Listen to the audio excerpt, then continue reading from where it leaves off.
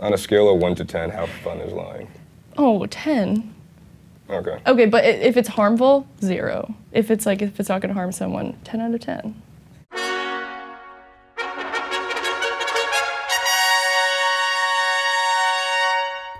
Hey, what's going on? It's Trey, back for another Questionnaire life. And today we have golf ball veteran, singer, Mazie with us. What's going on? Hi, how's it going? It's going good, yeah. Which one is easier to get yourself in trouble on? TikTok, IG, or YouTube? Oh, TikTok. Oh my God, TikTok. Those fans are brutal. Those people on there are brutal. They just don't give a fuck. Tell me about a time they all came for you. Okay, I released a song called Sippy Cup, and Melanie Martinez also has a song called Sippy Cup, and her stans, it ended up on like their algorithm, and then they just like ripped me a new asshole. It was actually insane. How many songs are called like Thank God? Yeah. Like songs are called like they just share similar. There were so many others, like also called Sippy Cup, but they took the opportunity. How do you make not having a good time sound like such a good time? Because you just straight up sound miserable in that shit sometimes, but it's like I want to dance around to it. Yeah. See, well, that's just kind of who I am as a person. Like I think the world is like genuinely a horrible place. I think most human beings are not that great, but I think life can be so beautiful outside of the greater context of that, and so acknowledging that while also having happiness in your life is so important. Zombie apocalypse comes. What are you doing? You joining a team, figuring it out on your own, or you just gonna give up and not even try? Immediately give up. Immediately. Like, I'm just gonna go like this outside in the open world and just say, take me. Like, anyone who wants to survive in an apocalypse, why? Why? There's no running water, there's no electricity, people are fucking weird, like, there's someone trying to kill you at all times. I'm good. Like, I'm good. We talked about it a little bit earlier, but like you finally get to experience like your music and interacting with fans like outside. Yes. Yeah, they're not the little people on your computer anymore. It's so crazy. With social media, I feel like there's kind of no excuse for artists to not bond with their fans. Just because you can always DM them and you can always be accessible. Boundaries are important for sure, but like, I think they're not consumers, they're real people, and it's important to be connected to them. Just like in general, like what kind of role are you looking to fill in pop music? I really would like to be like the modern face of, I would say, like psychedelia. I feel like so much of that was dictated by just like white men in the 60s and like between like Pink Floyd and the Beatles and just all of them. And I think there's just like this new era, especially in hip hop as well, like of just like this new psychedelia in music, and I would love to be a part of that. You just want to be like Shroom Mountain? Yeah, cool. Absolutely. Okay. All right, so you're from Baltimore, right? Yes.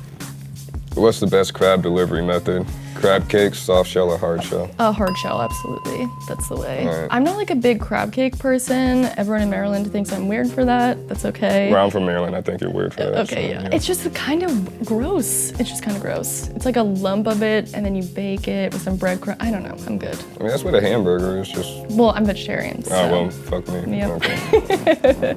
So maybe that's just like a lump of stuff. It's just gross for me in general. Okay, so when cleaning the crab, how do you start? Just like back fin open? Yes, exactly. And then like, do you rip them off first, or do you open it up and then like break and rip them? Like rip, break, and then go for the legs.